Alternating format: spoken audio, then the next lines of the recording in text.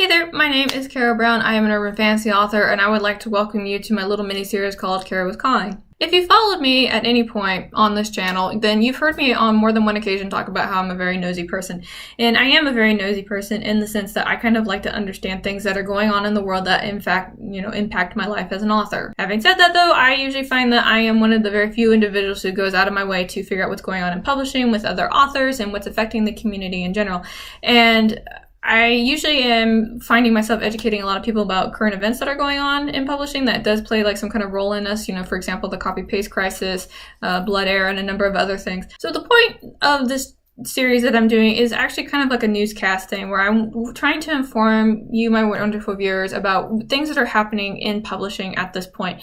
Now, won't lie, obviously there will be some bias for me because I am sharing my thoughts and opinions on this. I'm not gonna, come out and, state very hard facts, but I will leave my impressions in regards to situations and what's going on in them. You will find that these videos are typically uploaded on Monday, which is basically the amount of time I need to find the articles, do the additional research, and also make sure that nothing else happens.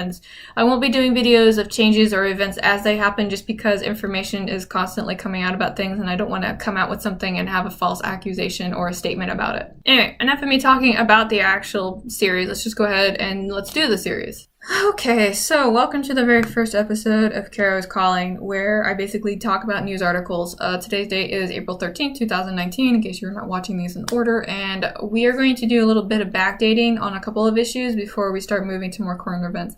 But I do want to talk about this new AI that Microsoft is making. They are developing an AI in which basically will analyze the language that you use in a document and recommend appropriate suggestions. Things such as taking policeman and replacing it with police officer, humankind, peoplekind, autistic person with a person who has autism. So we're looking at now first language. If you're looking for some kind of help to basically get you an A in academic writing, then this AI, when it's finally developed and available, is definitely something that you're going to want to probably use.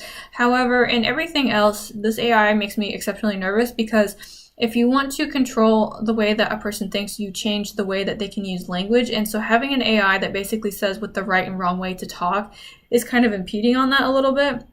As I said, it makes me very nervous. Definitely a big pro on this at the moment is that it's going to be optional, but if at any point this becomes a mandatory thing in Word, I'm not going to use it anymore because I'm personally not okay with that. But again, if that's something that you're very excited for, then I'm happy for you. Speaking of appropriateness brings me to the next thing I want to talk about. Amazon banned a book by K.C. Decker, and they banned the book because it had sexual assault in it. So the two schools of thought that I'm hearing from this right now is that obviously there is the individual rights for expression versus the property rights. FYI, anytime that you sign up for Kindle and you are self-publishing on Kindle, there is the terms and conditions, and unfortunately in those terms and conditions you do sign away your right to have that freedom of expression, which is why they are able to remove your books at any time that they feel like it without giving you any notification. Now, does this make this okay?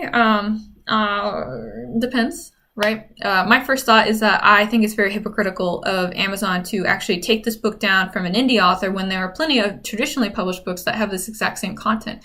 But we let the traditional publishers do whatever they want because they have a lot of money and lawyers. So in one way, this is almost bullying self-published authors into saying what they can and can't publish because they don't have the ability to fight back, where a traditional publisher can basically say, we're just not going to publish with you anymore, and Amazon's looking at huge loss of revenue. I think in that situation that this is not okay. I think that maybe there could have been something done in order to alleviate the apparent injustice of the situation. But coming from a social standpoint, one of my issues with Amazon actually removing this content is the fact that they are trying to take the trigger stuff away because it's going to set people off. So personal thought, take it as you want. I would rather read and learn about sexual assault than experiencing it firsthand.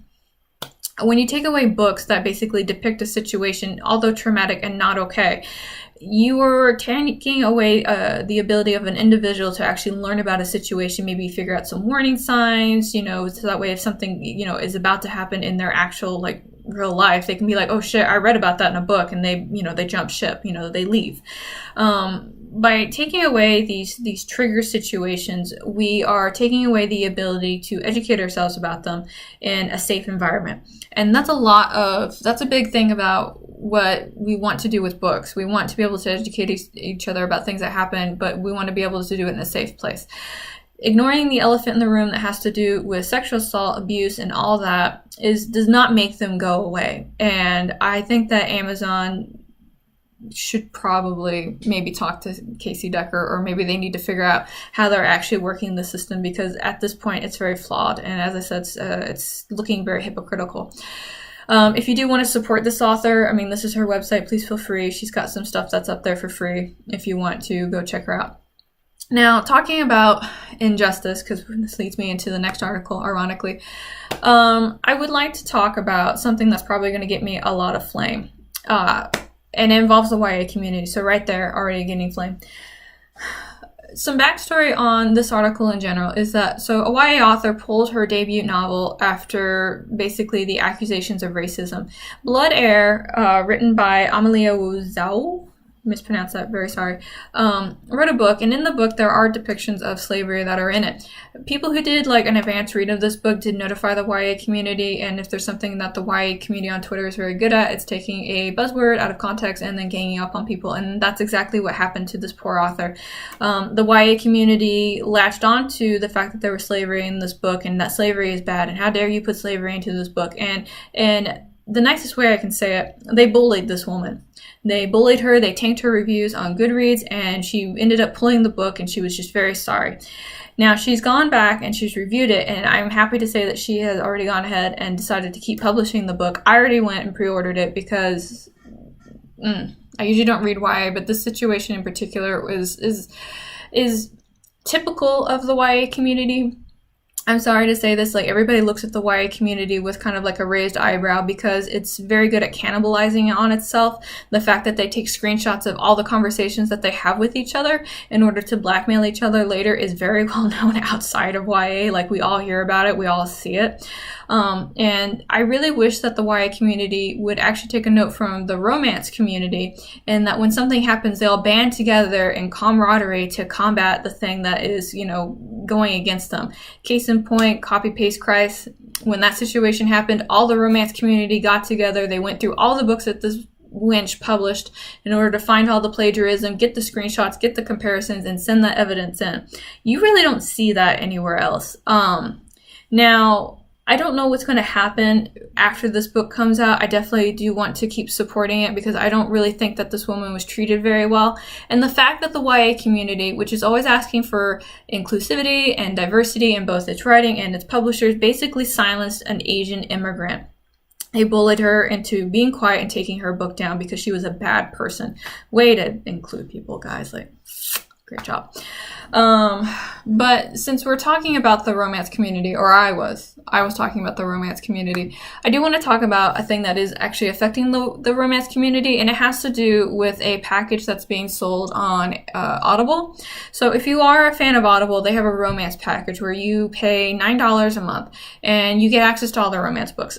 So big surprise, at least surprise for me, is that all the romance authors are now tanking in profit, because the way that the romance bundle works is that they only get paid per minute listened to, where they were getting paid per book that was purchased. Now, on one hand, you're kind of like, well, if I read it and I didn't like it, then they only deserve like the 5 cents that they got. But the thing that's happening right now is that people are basically, as you can see right here, they have their Audible book and they're just leaving it on all night long. And this has been brought to Audible's attention, and they said that they're not going to do anything about it. And more than likely, they won't do anything about it until they start seeing a tank in profits. That's just how that works. But the fact that a whole bunch of authors' livelihoods are being compromised right now because of this new subscription package is it's very concerning. If you are on the subscription package and you want to keep on it, go for it. I'm just really worried about the author revenue at this point, because if authors are not able to financially support themselves, then they're not going to be able to write anymore. And if they don't write anymore, then we don't have the books anymore. And I would just like to be able to keep reading really good books. And talking about profit and revenue brings me up to the last article that I do want to bring up, which came from Authors Guild. And it has to do with the revenue that's happening with the author community in general. So we're talking about traditionally published and self-published. Now, the couple of the key points that I do want to mention is that traditionally published authors are actually seeing a decrease in profits. And the reason that they're seeing a decrease in profits is because that the publishers themselves are actually being pressured by big corporations like Amazon to reduce their prices. So that way people will be more willing to buy the product from them versus somebody else. And naturally, the first thing that we do as consumers is we always do a price check. If I can get it cheaper here, that's where I'm going to get it versus getting it somewhere else. Downside is that when you ask for people to reduce the cost of something, they have to cut the profit from somewhere. People are not getting paid. Authors are not getting paid as much. There's definitely been a lot of talk about how royalties are not as high as they used to be.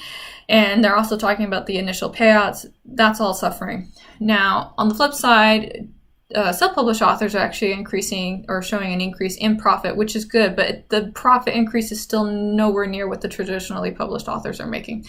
And there's also a lot of talk involving the self-published authors in regards to the rapid release schedule, because there are a lot of complaints coming out from readers right now, which is affecting their sales in regards to the quality versus quantity. So rapid release is basically you pushing books out really, really fast, right, in order to make revenue and combat the Amazon algorithm, which is the only way that you can get noticed if you're just doing a random search on Amazon. I have my own thoughts on that, but this is not the video for that. So one thing that I do want to point out, if you are looking at following a rapid release schedule, is that you do need to make sure that your books are very polished and that they are very edited, because if there are a lot of reader complaints that your grammar and your syntax and all that jazz is actually off and it's wrong, and Amazon goes and reviews it and sees that it's bad, they just take the book down and you don't make any more profit in general. A lot of readers are asking for quality versus quantity at this point. They want to have good books versus having a lot of books really fast. And I'm honestly, as an author, I'm really happy to hear that, because all you hear from the Kindlepreneurs is that, it's like we have to produce content, like push. And that's not going to make good stories at all. That's just going to stress us out as authors, and that doesn't really do anything. Now, if you're writing something that is like a nonfiction standpoint, like you're talking about how to use Google or things like that, then you'll probably be fine. Continue on as you are, but fiction writers are going to have a little bit of a harder time with that. Let me see. I think there was one more thing I wanted to talk about this. Yeah, Amazon playing the large role. I'm going to find it. Increased competition. Yeah, okay, so that was something else that this article talked about, where they talked about that there are a lot more books coming out from a lot more sources, and a lot of this has to do with the fact that some authors are becoming hybrid authors. So if they were traditionally published, they're now going self-published because they've got their fan base. What do they need the publisher for, right? Another element is that more and more authors are teaching themselves how to do things. Like just last month, I taught myself how to format a book. I can easily go to CreateSpace and make my own book at this point. And it's making more and more authors kind of looking at publishers and going, what are you doing for me besides getting me in the brick and mortar store? And that used to be the big argument about why you had to go to the traditional publisher, because they could get you in the store. But I'm seeing a lot more self-published works appearing in the brick and mortar store, because they're seeing that selling well online. And if it sells well online, they're going to want a piece of that pie, so they're going to put the books in there too. So kind of curious about what your thoughts on what's going to happen with publishing at this point. I have a prediction that things are going to be very radically different in 10 years, where traditional publishers are not going to be doing as well as they would like to, because a whole bunch of the authors are just kind of like, to the left. I'm going to do my own thing right now. But go ahead and share me your thoughts and opinions on that. I'm definitely very curious. Obviously, I'm very biased in regards to this. And those are the big arguments that I wanted to talk about this week. So I will see you in the next news video.